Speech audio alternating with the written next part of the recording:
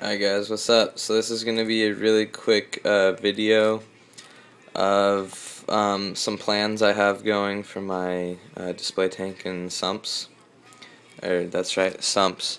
So I've been thinking about this lately and I've been trying to set up my tank really quick, and I figured, I should probably slow down and think about how I can maximize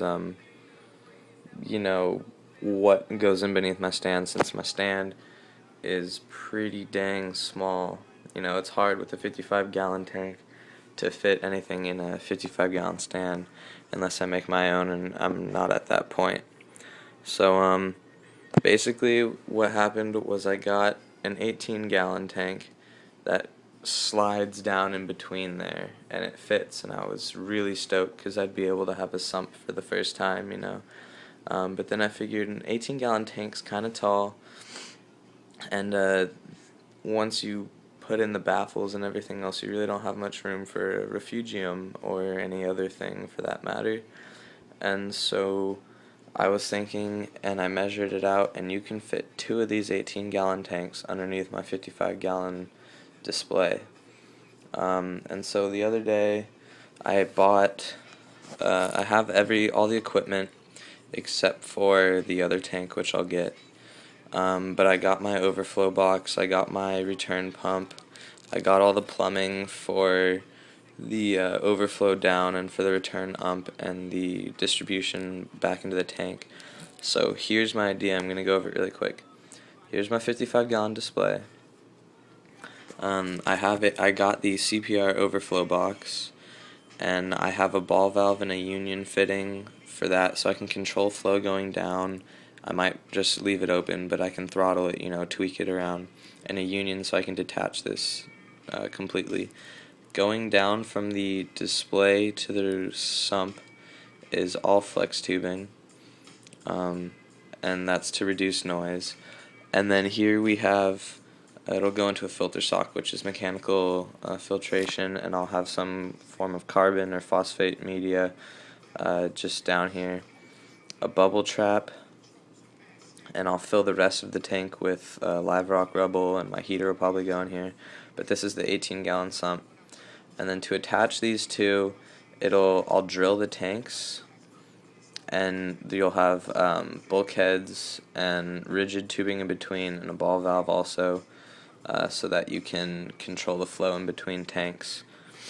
And then over here, so here's my sump. I'm calling it my sump, but basically it's just for the filtration and the heater and the rubble. And this is what I'm calling my refugium. My 18-gallon I'll put that light on it. I'll keep that light on it. It's really handy. But that'll go in this tank.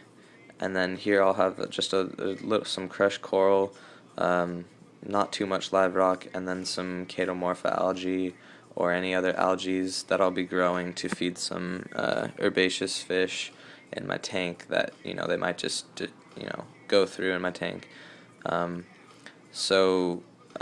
I'll also be using it to possibly harbor, like grow some shrimp that wouldn't necessarily make it in a display tank, or other organisms like that are they need a more peaceful place.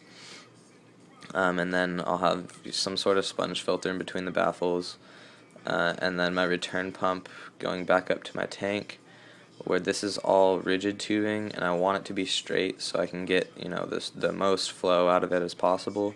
And then I already have the return, whatever you call them. They're not power heads, but to distribute the water evenly. And here we also have there's also a ball valve on this in case I need to control the flow going up there. So this is my plans. I'm pretty excited. And basically, like I said, I have everything except for the acrylic. I need to go out and get acrylic baffles. I need to drill these 2 tanks, and then I need to get the plumbing for here, so the ball valve, 2 bulkheads, and the tubing. But that's not that much work. So once I get some free time coming up, I'll start working on this stuff. But until then, this is my plan. Comment, tell me what you think. Point out some possible flaws. I know I'll have to drill I know the whole drilling the hole in the return so that the back siphoning doesn't overflow your sump.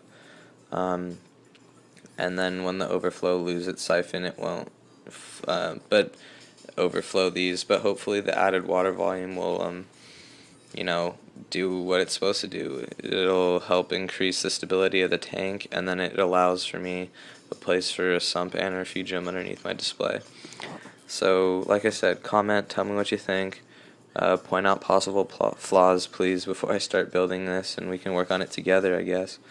Alright, see you guys later.